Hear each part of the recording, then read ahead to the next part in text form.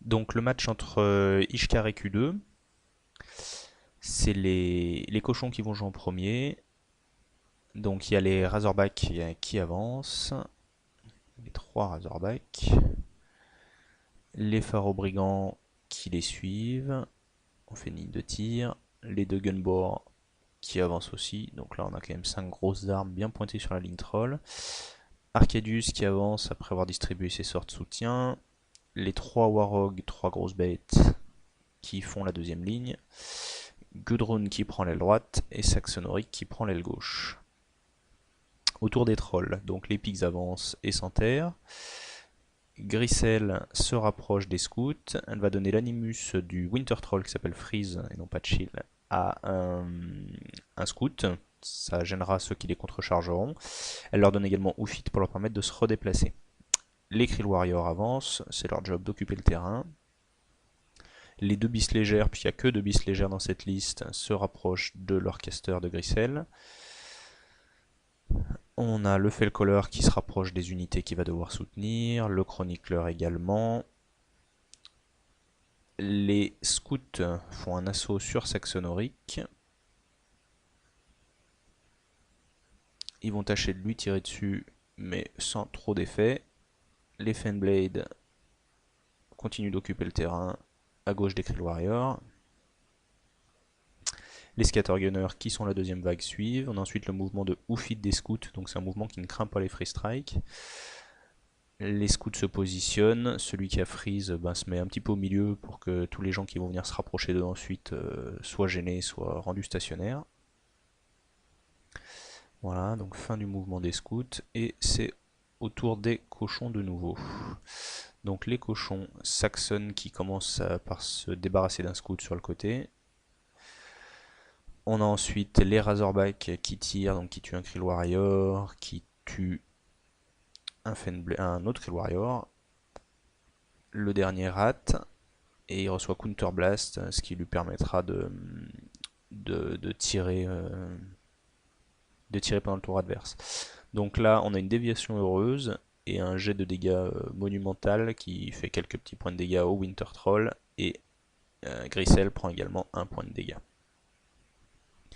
Les Pharaons Brigands avancent. Donc sur le côté, on voit qu'ils se rapprochent des scouts. Ils en tuent un, il y en a un qui est devenu stationnaire. Et ils en tuent un deuxième. Gudrun charge les Krill Warriors et en tue deux. Puis les Warhog prennent position. Arcadius redistribue ses sorts de soutien. Et c'est de nouveau au troll de jouer. Donc les Fenblades font leur mouvement de vengeance.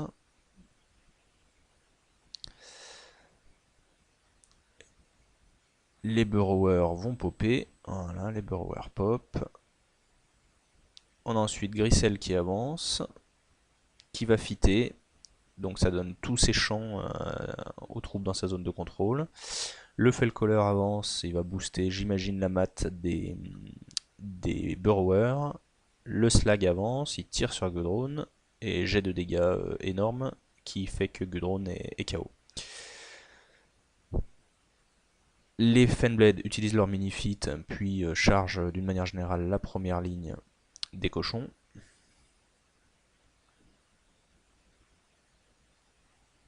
Voilà, donc ils démoralisent, ils font peur à des gens. Le Counter Blast sans effet. Donc ils commencent à ratiboiser un peu, ils s'en prennent notamment à un Gunbor. Et ils dévoilent les Pharaons Brigands et les Razorbacks. Le Winter Troll avance sans trop faire grand chose. Les Pig Burrowers chargent également. Voilà, et donc on voit qu'ils ont suffi à finir le premier Gunbor.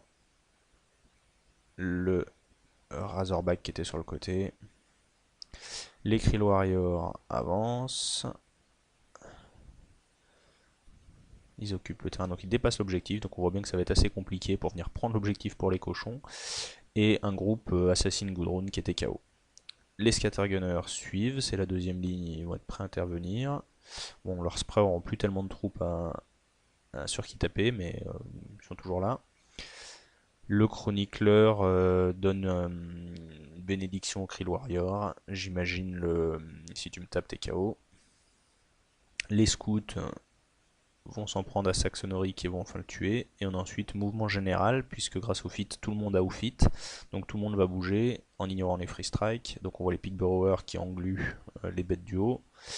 Et les Fenblade qui s'approchent et qui viennent mettre, bon on se l'a qualifié de petite pression sur Arcadius. Donc effectivement Arcadius là il commence à avoir pas mal de monde qu'il a dans sa zone de close.